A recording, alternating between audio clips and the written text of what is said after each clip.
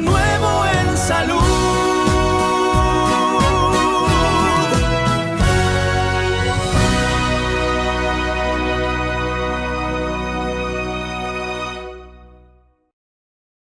Muy buenos días. Acá estamos en la ciudad de Atlanta con NextMed, teniendo la posibilidad y el enorme honor de poder entrevistar a la profesora Linda Giudice, quien es profesora emérita de la Universidad de San Francisco en California, fue profesora de la Universidad de Stanford, past president de la Sociedad Americana de Medicina Reproductiva y past president del American College of Obstetrics and Gynecology. Fue reconocida por el American Journal of Obstetrics and Gynecology como con la denominación de Giants of Gynecology, o sea, los gigantes de la ginecología, y realmente es un placer y un honor poder compartir esta charla con Linda. Desde ya le agradecemos su participación en esto. Y para hacer la introducción, Linda, me gustaría comentarles que nosotros en Argentina nos dedicamos mucho al tema de endometriosis. He trabajado desde hace más de 35 años en esta patología, hemos armado grupos de pacientes, tengo una gran formación quirúrgica junto a los profesores Nejat acá en la década del 90, pero hay una de las cosas que más me quitan el tiempo y la preocupación es el diagnóstico de la endometriosis. Tenemos, como bien usted mostraba en su presentación, que el diagnóstico de certeza aún hoy en 2025 es el diagnóstico quirúrgico y mediante la anatomía patológica. Sin embargo, en muchos lugares y en gran parte del mundo se establecen diagnósticos supuestamente de certeza, pero son más bien de sospecha clínica, y se instauran tratamientos médicos desde los más sencillos con anticonceptivos, luego con gestágenos o incluso con agonistas o antagonistas del GnRH. En mi opinión, es muy difícil poder decirle a un paciente que tiene una patología cuando no tenemos la certeza de la misma. Y por otro lado, el tema de darle medicación, que muchas veces tienen efectos adversos sumamente importantes, que son de alto costo, y que realmente lo damos sin saber si la paciente tiene esta patología. Por lo tanto, para mí es una preocupación muy importante y me gustaría saber cuál es su opinión en cuanto a las posibilidades del diagnóstico de certeza y basándonos fundamentalmente en la fisiopatología, que la establecen como una enfermedad crónica, sistémica, inflamatoria, estrógeno dependiente y progesterona resistente. Desde ya me gustaría muchísimo conocer su opinión, Linda. Okay. ¿Es okay? Yes. So, endometriosis, as you know, is more than the lesions. And I think there have been several major milestones in terms of, and a couple of the major milestones I think that have occurred in the last 2 decades are several. One is the discovery about aromatase being made by the lesions, some lesions, not all, we don't know, and also the ectopic endometrium of patients with disease. And that then giving rise to the use of aromatase inhibitors as another medical tool in the toolbox. Another major thing has been just recently and we're still in early days, about the role of the microbiome of the female reproductive tract and also of the gastrointestinal system. And so that opens opportunities potentially for antibiotic therapy, not continuously because of the problems there, but potentially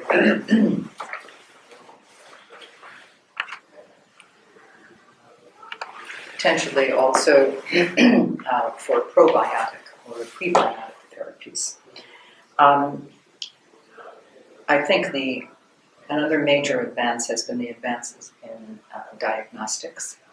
The third major advance, I think, for options for medical therapy is the development of the small molecules for the GnRH antagonists. And then there are and maybe I'll just stay on the medical part first. So in terms of the pathophysiology, it's truly an inflammatory disease. Some patients have what we termed progesterone resistance, and others certainly have verified that. And Hugh Taylor, who will be here today or tomorrow, also has done lab investigation and animal studies. So that poses a problem for the progesterone resistance for response to progestins. Now, progestins and progesterone, as you know, they bind to the same receptor, but they also have somewhat different downstream effects in signaling that are not identical. So progesterone resistance may not necessarily translate to total resistance to progestin action, but there's a good correlation. So, in pathology, when the specimens are submitted to the pathologist, they're not stained for PR, progesterone receptor, which I think actually could be quite helpful in terms of whether a patient can benefit from having a progestin. But it's not done. And the other thing that I'm pushing our team to do is to stain for aromatase. Yes. Because, a patient gets an implant or takes an oral progestin and it doesn't work. And then you're back to square one. So what we have not yet, I think, really had major advances in yet is in immunology. I think that and it's a very complicated system in humans and others, but little advances are being made now. There's just on the therapeutic side, monoclonal antibody being to IL-8 in an animal model that actually seems to reduce lesions. I don't know if they've tested pain and fertility. And hopefully that will be developed for human application. But the immune system you have to be careful with. And I think, it's challenging. Linda, acerca de sus publicaciones, nos gustaría hacer algunas consideraciones y plantearle algunas ideas acerca de, por ejemplo, su publicación acerca del endometrio en pacientes con endometriosis. ¿Cómo afectan los factores como la apoptosis y la resistencia a la progesterona en cuanto a la receptividad endometrial y cuál es el pronóstico que tenemos al respecto de estos factores? There are many women who can conceive. The endometrium, though, is different. It has an inflammatory phenotype in it. And I think that a marker of inflammation, such as BCL6, even though we have published that it doesn't look quite the same, but it's not that it's exclusively elevated in patients with endometriosis. So it's very challenging. And what we do clinically is if the patient has either recurrent implantation failure and endo, or has adeno and endo,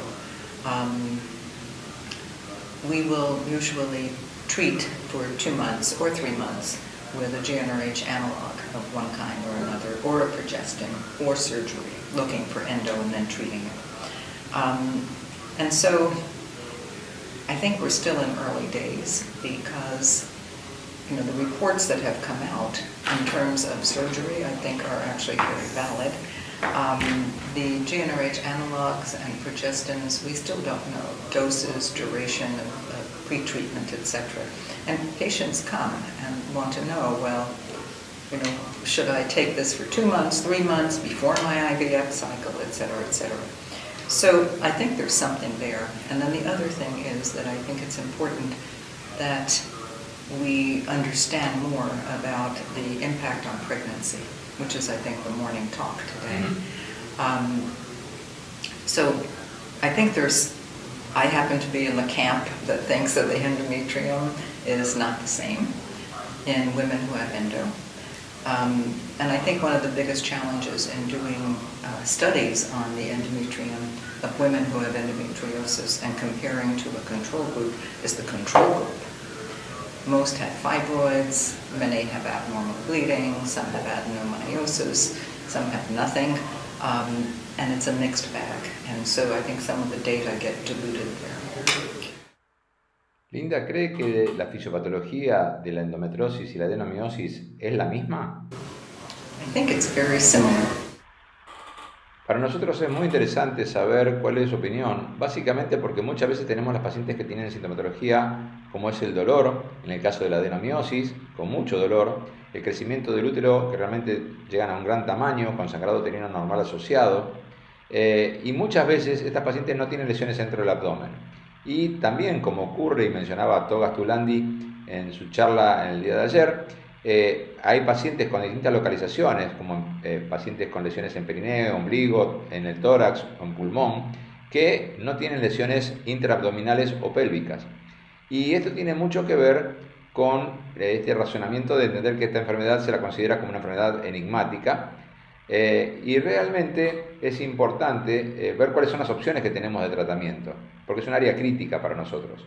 Los análogos, que son más antiguos y que probablemente ustedes usan o mantienen todavía en uso, al igual que los progestágenos, básicamente el Dienogest, cuyo es un medicamento que la escuela del profesor Paolo Bercellini en Italia desarrolla y ha hecho una gran experiencia, como en otras partes de Europa y Estados Unidos. Y también está un trabajo publicado por el profesor Jacques Donnet, con quien tenemos una muy buena relación, que publicó el año pasado, acerca del uso del relugolix en el tratamiento de la endometriosis y los miomas en pacientes con y sin deseos reproductivos. También hay un dato muy importante en esta molécula, como el relugolix, dado que usted participó como investigadora principal en el estudio SPIRIT, que es el estudio pivotal de esta molécula, acerca de el nivel de estradiol, como bien fue una publicación de Barbieri del año 2020, donde él menciona que el nivel de estradiol que se logra con el relugolix establece que los niveles están entre 20 a 40, 45 picogramos de estradiol, similares a una fase folicular temprana. Esto es obviamente lo que refiere Barbieri, no podemos constatarlo, yo no tengo la certeza de eso, pero resulta sumamente importante y atractivo, dado que en general las pacientes tienden a tener menos sintomatología que aquellas que usaban los agonistas del GnRH. Entonces, la idea es justamente ver cuál es su opinión al respecto y cuál es la experiencia que ustedes lograron a través del estudio Spirit. Otro dato importante, aparte del tema del uso de los antagonistas, es si lo usamos en forma aislada, el relugolix solo o asociada a terapia ADVAC. Básicamente en función de lo que mencionábamos recién del trabajo de Barbieri y de lo que encontramos en la experiencia que ustedes realizaron en cuanto a los niveles de estradiol. Y por otra parte, dado que es una enfermedad sistémica inflamatoria, es muy importante muchas veces darle a los pacientes que van a tratamiento de reproducción asistida durante 2 a 3 meses el uso de antagonistas para disminuir el cuadro inflamatorio y de esta manera tener mejores resultados cuando vamos a acceder a la estimulación de la ovulación y al ICSI. Pero también por otro lado, cuando aquellos médicos que tratamos a pacientes y le indicamos los gestágenos en el Dienogest en pacientes con dolor, hay muchas publicaciones también que refieren la presencia de efectos adversos importantes, como es la osteopenia y la osteoporosis, en pacientes que han recibido gestágenos durante largos periodos. El gran tema que tenemos con esto es que en general los médicos y los sistemas de cobertura médica no autorizan y no permiten, y nosotros no pedimos tampoco, densitometrías óseas en las pacientes que vamos a darle este tipo de tratamientos. Por lo tanto, nadie diagnostica en pacientes jóvenes osteopenia y osteoporosis. Entonces, estamos tratando algo que no sabemos que genera un efecto adverso importante y por otro lado, tenemos que ver de evitar efectos mayores que los que generan propiamente la enfermedad en sí. Entonces, me gustaría ver cuál es su experiencia en este tema. So, in the SPIRIT trial, there was a third arm. So there was placebo, relugolix combination therapy, and relugolix alone. And then the relugolix alone, at the end, the patients were switched. But that group did have bone density and they had more bone loss than the combination therapy. For long-term management for pain with GnRH analogs, Lupron and Leuprolide has had actually good success in many patients with ADVAC therapy. And it's the ADVEC therapy that usually causes, as you know, symptoms that usually lead to discontinuation because of the progestin and bloating and depression and so forth. With relugolix and elagolix, the sweet spot of the early follicular phase in terms of estradiol level was hypothetical, and not so low that it causes osteoporosis, and not so high that it would promote disease growth. In the SPIRIT trial, the patients are different, and they differ from one to another. The response rate was about 75% for dysmenorrhea and about 58% for non-menstrual pelvic pain. So there will be non-responders. My approach is to give the patient the whole gamut of options. And then for those who are more inclined or who have failed prior therapies with progestins, for instance, then I usually recommend the combination therapy. And what we do is, because in the US it's limited, the FDA limited the usage for 2 years. So I've had patients who got to the 2-year period and then were denied. So what I do is one of two, actually both. I get a bone density before I start the therapy. And yes, they are young women, but even young women, when you drop their estrogen so low, are going to have some bone loss. And then I do that at the end of the 2 years. So I give it 2 years. I mean, if it's osteopenia at the beginning, then that's a problem.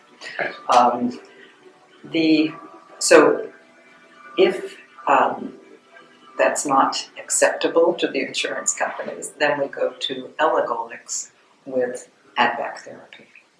And I usually use a combination of natural estradiol with a progestin. 0.5 milligram or 1 milligram of estradiol with maybe 0.5 of norethindrone, because we don't have Dinagest in the US. Yes.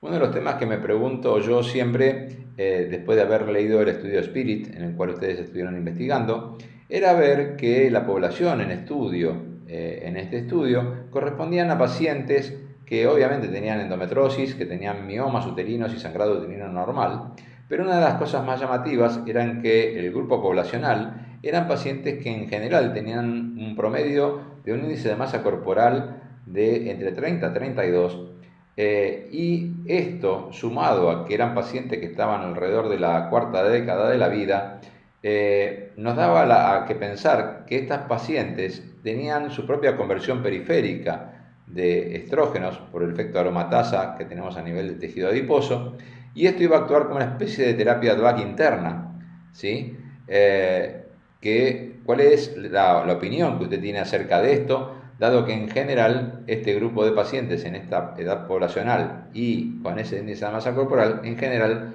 son bastante pasibles de tener este tipo de conversión periférica estrogénica? That's the population in the US of mainly, and it was mostly African American women, yes, who have the higher incidence of fibroids, and therefore had an amazing representation in the cohort. Yes. Una de las cosas que más nos interesa saber también, Linda, es acerca de la recurrencia. En general, las pacientes con miomas vuelven a tener recurrencias entre 1 a 2 años posteriores a la cirugía, y en general lo más importante para evitar la recurrencia es el mantener el periodo libre de enfermedad lo más amplio posible. Y quizás una de las indicaciones más interesantes que tenemos de los antagonistas del GnRH es que podamos utilizar esta medicación en pacientes que están en edad reproductiva, o bien que están en la menopausia y uno quiere evitar una recidiva y una cirugía nuevamente. So it's possible. I don't think we have good studies, long-term studies, at least with endometriosis. Mm-hmm. And fibroids are obviously easier to detect in terms of recurrence non-invasively. So there's more ability to have surveillance. For endometriosis, it's really hard to tell. I think patients who have, and I've seen patients who have had relief of pain, who have been on Lupron, and then they still may have some recurrence of disease. So, what do you do with that? And having it in a place like at a C-section scar, when the pelvis is clean, it does say something. So I think it's, one of the things besides lowering estrogen, one of the benefits of lowering estrogen is that you essentially decrease the amount of systemic inflammation. All the biomarkers for inflammation get decreased after surgery. Over time, when they come back, if there's no additional suppression. So I think it's important to suppress inflammation, but also to suppress menstruation and ovulation. So I'm a fan of, if a patient has extensive disease and has surgery, then I work with the surgeon, because I don't operate anymore, but I work with the surgeon, and usually we opt, if it's stage 4 or deep infiltrating, to go on some kind of either GnRH analog or progestin. But there are other therapies that I wanted to share with you just quickly. One is for adenomyosis, intrauterine device, but also we tend now more and more to give aromatase inhibitor. Just because of the old study from Japan, high levels of estrogen in menstrual blood of patients with adeno, more than with endo and more than normals. So, and demonstration of downregulation of aromatase within the endometrium of endo patients, adeno patients were interested. Sí, nosotros en nuestra experiencia hace más de 20 años con el uso de agonistas del GnRH, en caso del acetato de leuprolide, hacíamos una muestra de estradiol al empezar la medicación para ver con qué niveles estábamos y luego lo hacíamos un control mensual. Y a veces nos encontrábamos ya a partir del segundo mes con niveles de estradiol de 70 o de 100 picogramos y decíamos, esto no es posible. Y en ese momento aparecieron las primeras publicaciones, estamos hablando hace ya 25 años atrás más o menos, sobre la actividad de aromatasa que tenía el propio tejido endometriósico, y esto fue el punto de partida con el cual nosotros empezamos a analizar y pensar que había una forma fisiopatológica diferente en esta pequeña población, en este grupo de pacientes que tenían la actividad aromatasa en la endometriosis, y que en general se daba en pacientes con lesiones normales pélvicas, no así en las lesiones infiltrativas profundas, dado que en general muchas veces tenían menos receptores, pero se vio que el letrozole era una buena opción para este tipo de pacientes. Another drug that a few of us actually got together to test the idea. So Hugh Taylor, myself, Bruce Leslie, and Serdar Bulan, we had a group meeting by Zoom about vasodoxifene. Oh, yes.